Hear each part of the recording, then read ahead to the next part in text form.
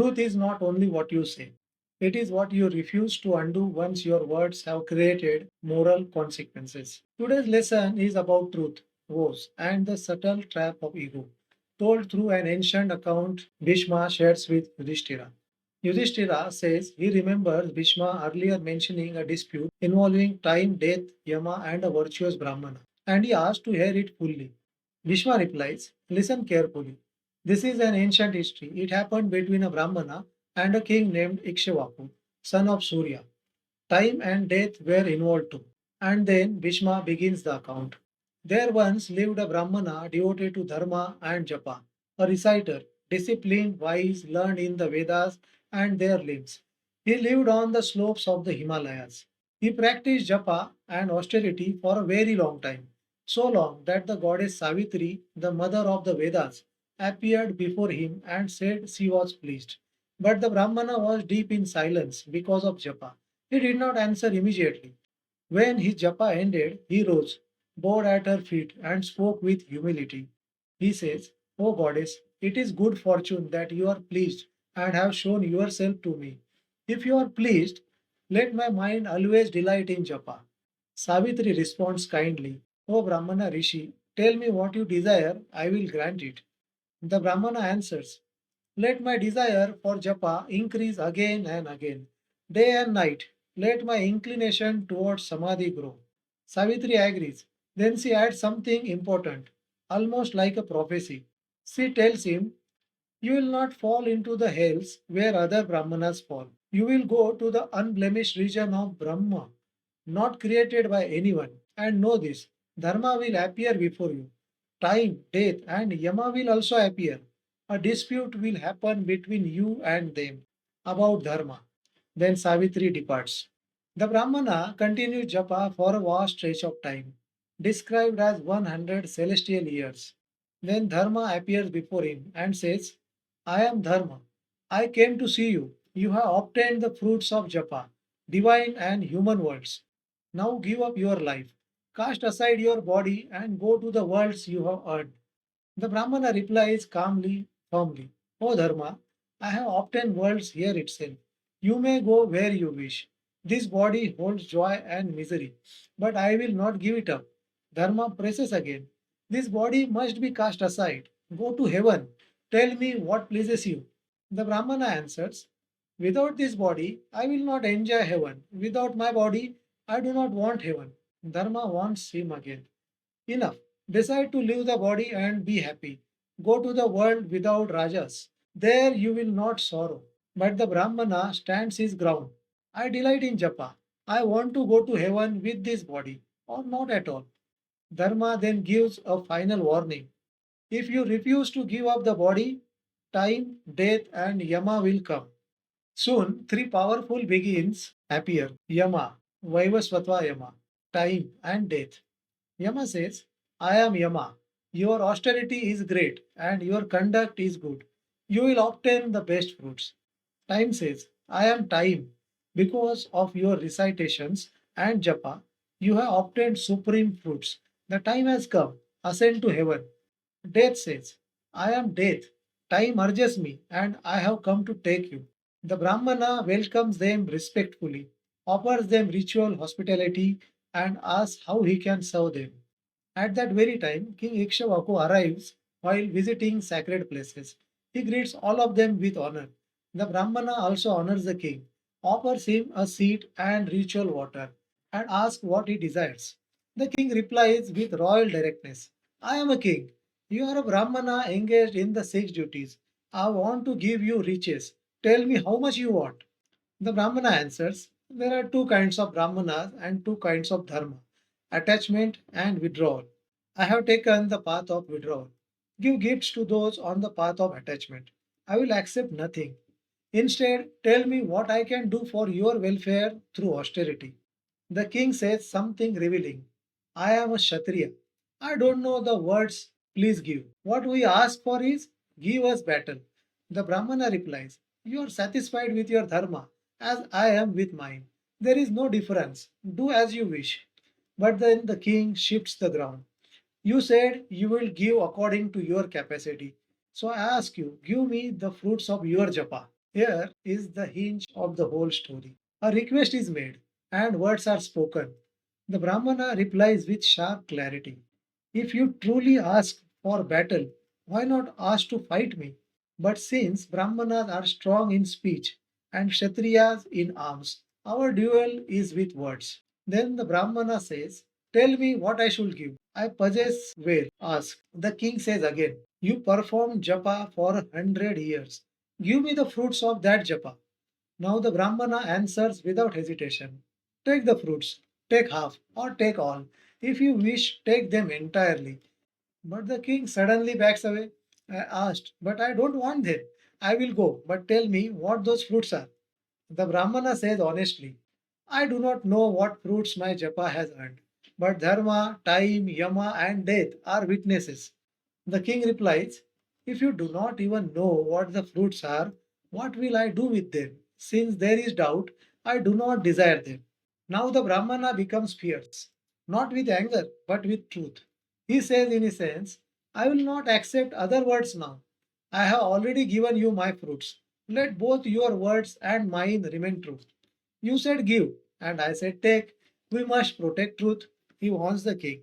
If you do not keep your word, falsehood will stain you, and I too cannot falsify my word. I pledge to give without hesitation. Then the Brahmana delivers a full declaration. He explains that truth is the highest support, greater than sacrifices, study, donations, rituals, and even long austerities. Truth, he says, is the single syllable behind Brahman, behind austerity, behind sacrifice, behind learning. Everything stands on truth. The Vedas conduct vows, Om, the movement of wind, the heat of the sun, the burning of fire, the stability of heaven. Then he gives the striking image. We have heard that dharma and truth were weighed on a scale, and truth was heavier. And he makes it practical. If one vows to give and does not give, it is falsehood. If one is given and refuses to accept, that too becomes falsehood. So do not act in false way. Accept what I give. The king objects from the standpoint of his class duty. Kshatriya dharma is to protect and fight. Kshatriyas are givers. How can I accept from you? The Brahmana replies simply, I did not come to your house demanding. You came to me asking, how can you now refuse to accept? Now Dharma speaks to end the dispute. Enough, I am Dharma. Let the Brahmana get the fruit of giving. Let the king get the fruit of truth. Then heaven itself appears in personified form and says, enough of this dispute. Both of you are equal in obtaining fruits. But the king still tries to fix the imbalance. I have done deeds that lead to heaven. If the Brahmana wishes, I can give him riches I earned. The Brahmana refuses. I may have stretched my hand ignorantly earlier, but I follow withdrawal. I do not want your fruits. Do not tempt me. The king presses compromise. If you give me your japa fruit, accept some of my fruit too, and let us divide so we are equal. Brahmana accepts. Royals give. Make our fruits equal or take all of mine. This is where the story reveals an even deeper taste. Two malformed men arrive, poorly dressed, each leaning on the other. They argue. One says, you owe me nothing, I owe you. The other says, no, you don't owe me, I owe you nothing. They ask the king, just the case so neither is censored. They introduce themselves, Virupa and Vikruta. Virupa claims, I owe Vikruta the fruits of giving away a cow. I want to repay it, but he refuses. Vikruta says, he owes me nothing, he is lying. The king asks for the full account. Virupa explains, Vikruta once gave a cow to a worthy Brahmana. Virupa later asked Vikruta for the fruit of that gift, and Vikruta gave it. Then Virupa performed good deeds, obtained cows, and donated 2 cows with cows to a Brahmana, wanting to return double the fruit to Vikruta. Now he wants to repay, but Vikruta refuses. The king tells Vikruta, if your debt is being repaid, accept it. Vikruta refuses on principle. What I gave was already given away. How can I take it back? Punish me if you think I am guilty. The king becomes troubled. One is determined to give, the other is determined not to accept. This is the same knot as before. giving and accepting both tied to truth. Then the Brahmana again pressures the king. Without reflection, accept what I pledge to give you. The king fears the moral pit. If I don't accept what the Brahmana earned, how do I avoid great sin? He tries to send Virupa and Vikruta away, saying, "You have achieved your purpose, live. But I must protect Rajadharma." Now the Brahmana threatens, "Accept what I owe you. If you refuse, I will curse you." The king surrenders, but with shame. Shame on Rajadharma. My hand was meant for giving, but now it must accept, so that equality is restored. Give me what you owe. The Brahmana gives. All qualities earned by my japa, accept them. Then the king says something symbolic. Drops of water have fallen on my hands. Accept this from me so we are equal. At this moment, the two malformed men reveal their true identity. They declare, "We are desire and anger. We pushed you into this, time, dharma, and death, and we too examined you in your presence. As you wished, go to the worlds you own." So the debate was a test of truth, steadiness, and the subtle push of desire and anger. Bhishma then states that he has recounted the fruits and end obtained by serious Japakas. Bhishma explains a person devoted to study and rites may go to high regions, Brahma, Agni, Surya, and more. But the key difference is attachment. If someone is attached, they absorb the qualities of the realm they reach. Confused by attachment, they remain shaped by those qualities. But if someone is detached, something different happens. Even if they reach a realm, they do not cling, they seek the supreme. They obtain the Amruta of Amrutas, become tranquil, freed from opposing emotions, and reach the abode of Brahma, from which there is no return.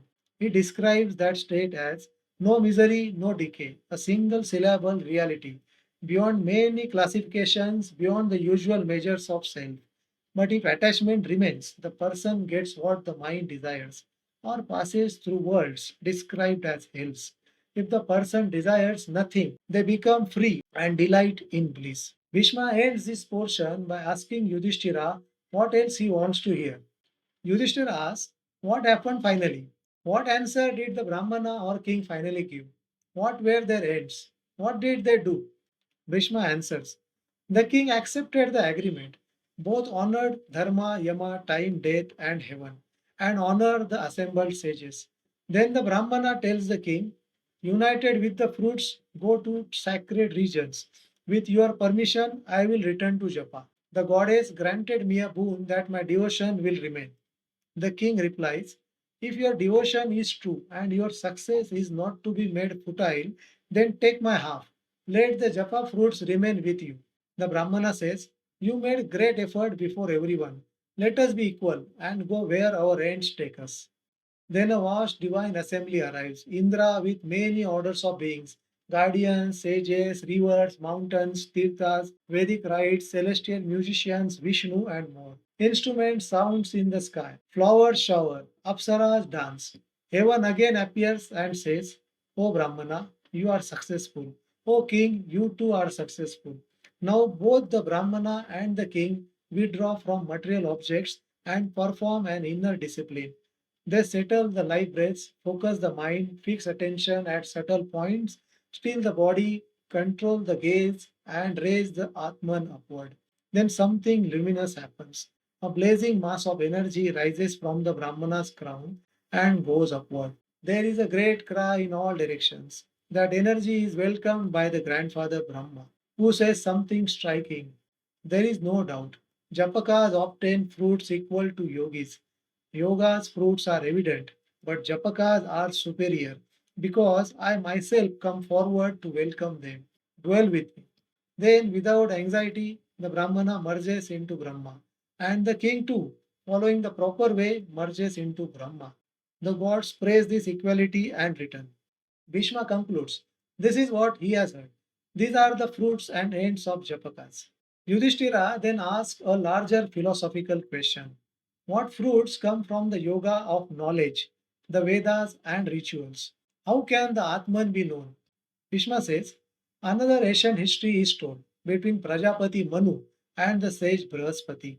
Brihaspati, as student, asked deeply, What is the cause behind everything? Where do mantras and ordinances come from? What fruits truly come from knowledge? Where do earth, wind, sky, water, heaven, and the beings come from?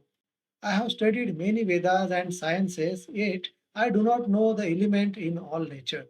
Tell me how an embodied being leaves a body and enters another. Manu answers in steady, structured way. What we call happiness is what feels agreeable. Unhappiness is what feels disagreeable. Most rituals are driven by I will get happiness from this, not from that. But those pursuing knowledge serve neither happiness nor unhappiness. He explains two revered paths, one of mind and deed, that is action, and one of renunciation of desire for the eternal. He says deeds can give temporary or eternal results. But for the eternal, the method is renouncing desire in the mind.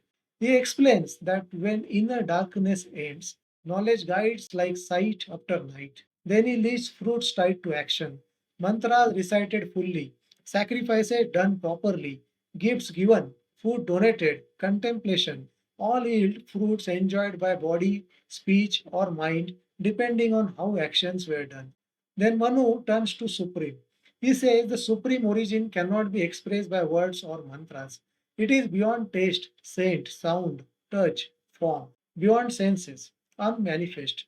One, not male, female, or neuter. Beyond exists and does not exist. Those who know Brahman can behold it, know it as Akshara, the undecaying. Then Manu gives a cosmology in steps. Wind from Akshara, energy from wind, water from energy, universe from water.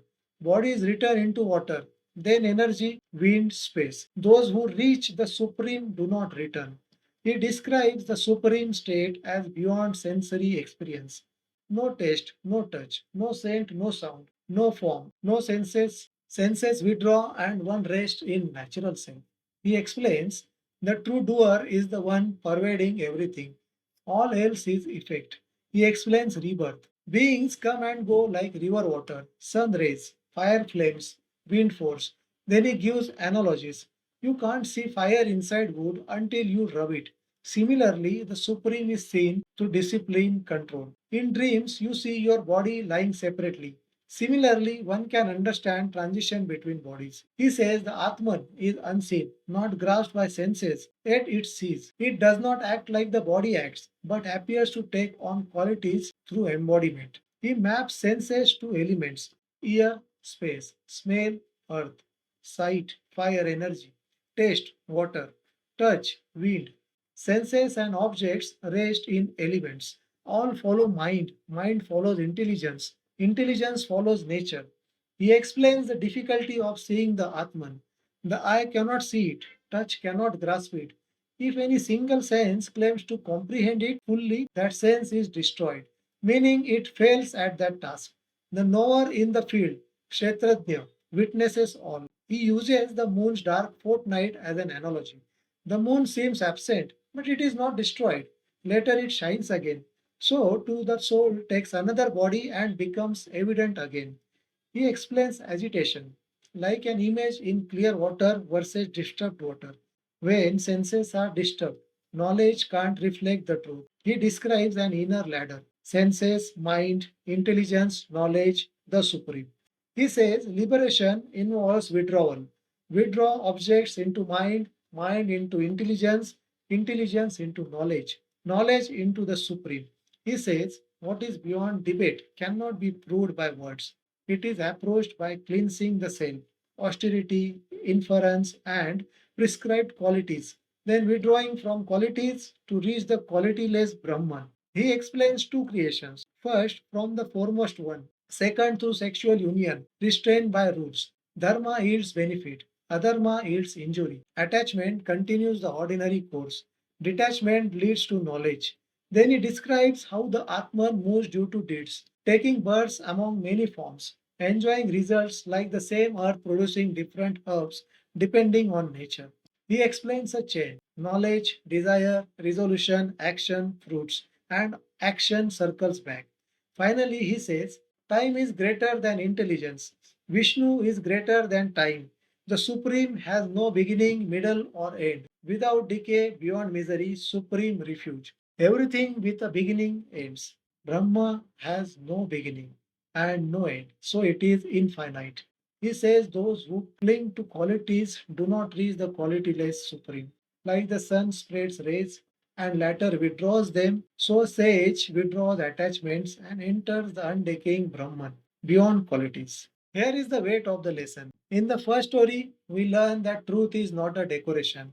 It is a moral force that binds speaker listener. A woe is not saved by cleverness, it is saved by steadiness. And we learn how desire and anger can disguise themselves as fairness, equality, or proper role. In the second teaching, we learn the deeper aim, not merely good words, but freedom from attachment, so that the mind stops circling and finally rests in what does not decay.